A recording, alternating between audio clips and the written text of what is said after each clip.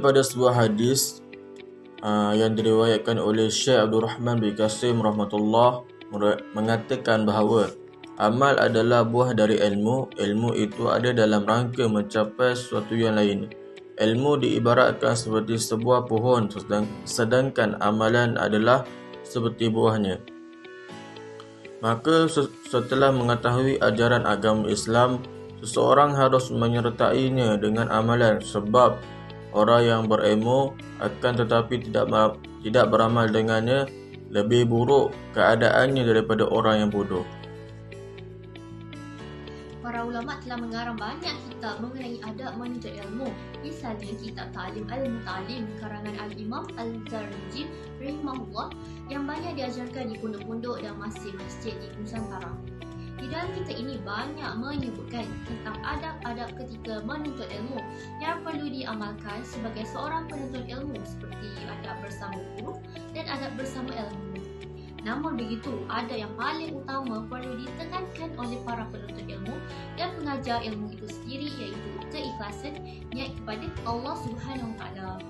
Hal ini sebagaimana firman Allah Subhanahu Wa Taala pada surah Al-Bayyinah ayat 5 yang bermaksud, padahal mereka tidak diperintahkan melainkan supaya menyembah Allah dengan mengikhlaskan ibadat kepadanya. Oleh itu, menuntut ilmu adalah sebahagian daripada ibadah. Justru ketika mana kita melaksanakan sebarang ibadah, maka niatlah yang paling diutamakan. Baiklah, kita sambung pada seterusnya. Kata Ibnu Qayyim Al-Jauziyah dalam kitab Miftah Darus Sa'adah bahawa sesungguhnya jika anda duduk bersama seorang yang berilmu, maka bertanyalah untuk menuntut ilmu, bukan untuk melawan. Jadi kadang kita ni selalu membuat psikologi lah. Macam soalan yang psikologi, contoh macam kita tahu, seolah-olah kita nak tahu, tapi seolah kita macam nak menunjukkan kita pandai. Macam itu. Kadang-kadang ada benda yang tersirat, tapi kadang kita nak buka pada orang ramai tapi tak boleh, sebab benda ni ada khusus umum kan, gitu kan. Jadi jagalah adab, kerana adab pun antara salah satu untuk mendapatkan kunci ilmu. Bismillahirrahmanirrahim. Assalamualaikum warahmatullahi wabarakatuh. Ilmu kunci amal. Sesiapa sahaja di muka bumi ini tidak akan mampu untuk melakukan sesuatu perbuatan itu dengan betul, sama ada perbuatan itu adalah perkara yang wajib ataupun perbuatan untuk menjauhkan diri daripada larangan Allah SWT, kecuali dengan dasar ilmu. Tanpa ilmu, seseorang itu hanya menduga-duga sahaja dalam melakukan sesuatu perbuatan. Contoh yang sedang terjadi sekarang, wanita tidak dapat membeza-bezakan antara darah haid dengan istihadah. Ia menduga yang keluar itu adalah darah haid, tetapi sebenarnya bukan. Maka ia tidaklah solat, tidak berpuasa atau sebagainya. Sebab itu, setiap Muslim wajib memiliki ilmu. Allah SWT berfirman dalam surah Al-Mujadalah ayat 11 yang bermaksud, Allah SWT akan meningkatkan darjat orang yang beriman dan orang-orang yang berilmu pengetahuan. Sebab itulah ilmu adalah kunci sesuatu amalan, di mana kita perlu memiliki ilmu dahulu sebelum nak beramal. Menuntut ilmu itu wajib bagi orang Islam. Ilmu adalah kunci segala kebaikan. Ilmu merupakan sarana untuk menunaikan apa yang Allah wajibkan pada kita. Tak sempurna keimanan dan tak sempurna pula amal kecuali dengan ilmu. Dengan ilmu, Allah disembah. Dengannya hak Allah ditunaikan, dan dengan ilmu pula agama disebarkan. Kepentingan pada ilmu lebih besar dibandingkan kepentingan pada makanan dan minuman, sebab kelestarian urusan agama dan dunia bergantung pada ilmu. Tanpa ilmu, kita tidak boleh menjalani hidup ini dengan baik. Orang yang memiliki ilmu biasanya akan dimanfaatkan oleh orang lain.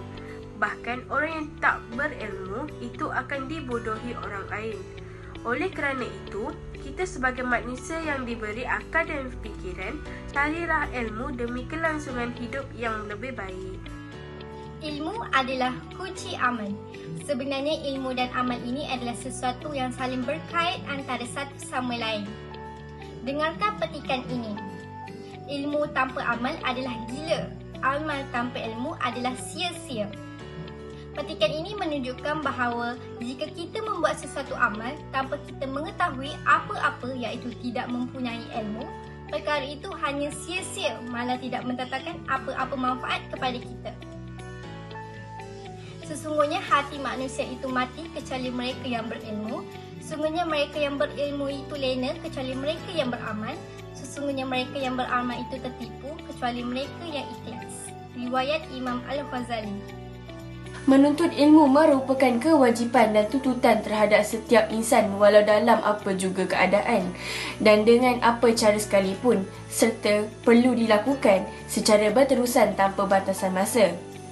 Banyak nas syarak yang menekankan akan kepentingan dan kelebihan menuntut ilmu. Antaranya ialah Rasulullah SAW pernah bersabda dalam sebuah hadis yang diriwayatkan oleh Ibnu Majah yang bermaksud, menuntut ilmu adalah merupakan kewajipan ke atas setiap Muslim. Ilmu juga adalah penentu kehidupan dan kejayaan hidup di dunia dan di akhirat. Kesimpulannya, jika kita mempunyai ilmu, maka mudah untuk kita beramal. Contohnya, membaca Al-Quran. Jika sebaliknya, maka sukarlah untuk kita beramal kerana tanpa ilmu hidup manusia akan berada di dalam kegelapan. Daun hijau di puncak gunung, burung terbang berkicau juga. Jangan lupa menuntut ilmu, pasti hidupmu akan bahagia.